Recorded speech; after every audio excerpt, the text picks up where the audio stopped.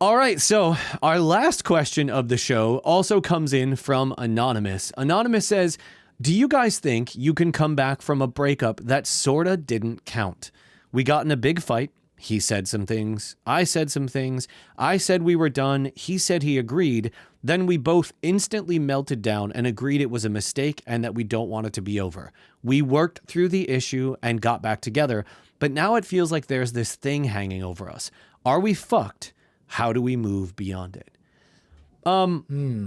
So I feel like a lot of relationships have that moment. I feel like a lot of relationships have that time where you're just so angry, you're just so in the moment, or you're hurt, you're so hurt and you're in the moment. And it's almost like you can't envision a world where you can break through this issue. And so you just decide it must be over in the moment instead of like, you know, doing the responsible thing and waiting and taking some time and figuring out where you're at when you're not so like emotionally overblown. I can speak to my own personal experience. Sarah and I had one of those moments early on in our relationship. We had been dating and we got into a really big fight to the point where she was like, you need to leave. And I was like, okay. And I had went to our room to like figure out what I was going to do. And then I walked out and I was like, I have nowhere to go and I'm not leaving you. And then we just figured it out. But it was like at that moment, it felt like we had broken up.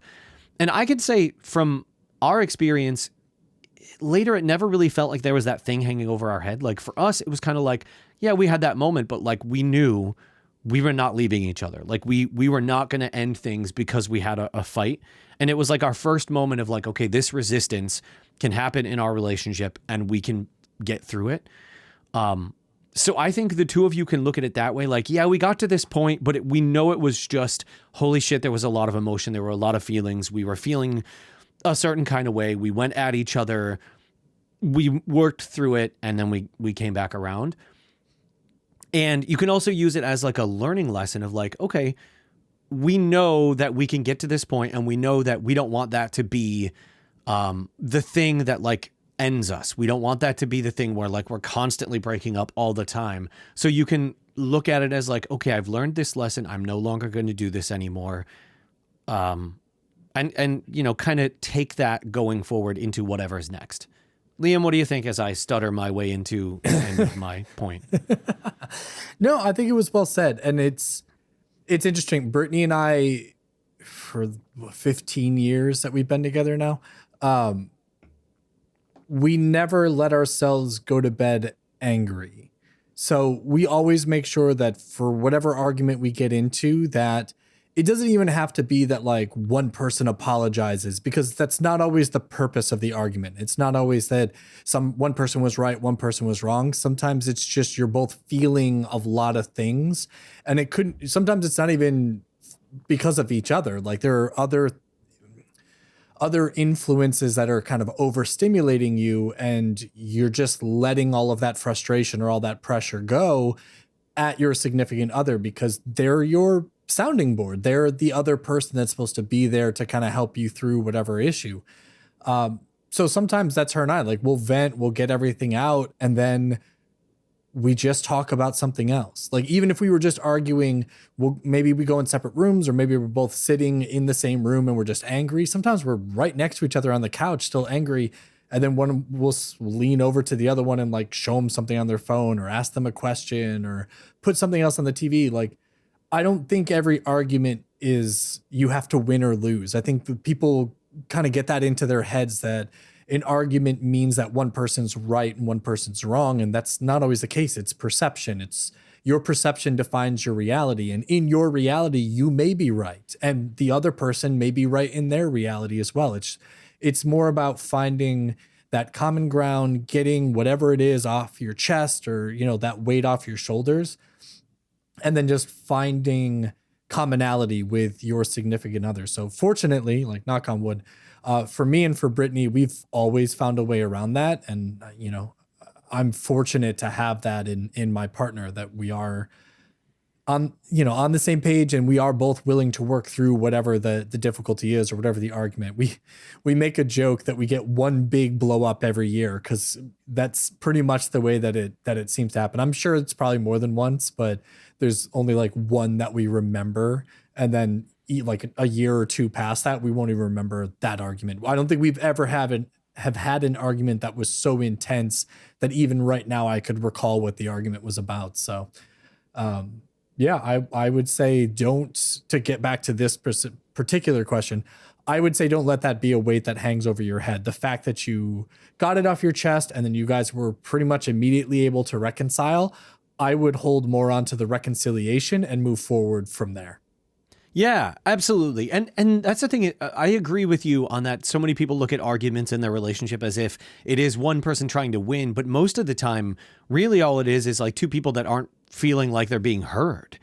Mm-hmm. You know, I feel like that's so much of those arguments. And I know you didn't write in asking about the argument per se. You wrote in to ask about what to do afterwards. But still, I feel like when we approach those arguments with the point of like, okay, I'm seeing a certain point of view, my partner is seeing a different point of view. How do we reconcile that difference between there? Because there's a lot of space in there to find like, you know, okay, I see where you're coming from.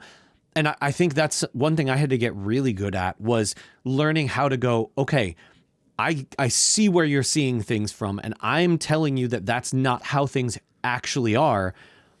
So how do we get to a place where we can understand, okay, we both are seeing this differently, and maybe you might not necessarily believe that I meant things a certain way, but I know I meant them a certain way and you're seeing it a different way. How do we get to a place where we go, okay, acceptance, we just have to either agree to disagree or give our partner that understanding of like, okay, I know you well enough to know that even though it didn't feel to me you meant it a certain way, that I trust you enough and I believe in you enough that I know you didn't mean it that way, so we can come together.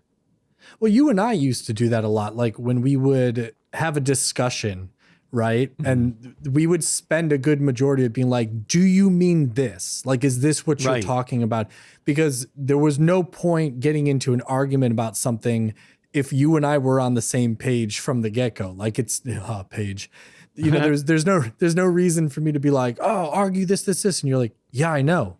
I said the same thing. You know, I think it's important also to establish the I guess the ground, like the foundation of what your argument or your rant or your disagreement or whatever the case may be. Make sure that you understand the base notes of it before you're trying to build everything else on top. Yeah. And then use that for you specifically, Anonymous, use that understanding of like, okay, you had mentioned in writing in that you got to that point where you broke up. And then after, shortly after that, you were like, wait, you both were like, holy shit, we don't really want to break up.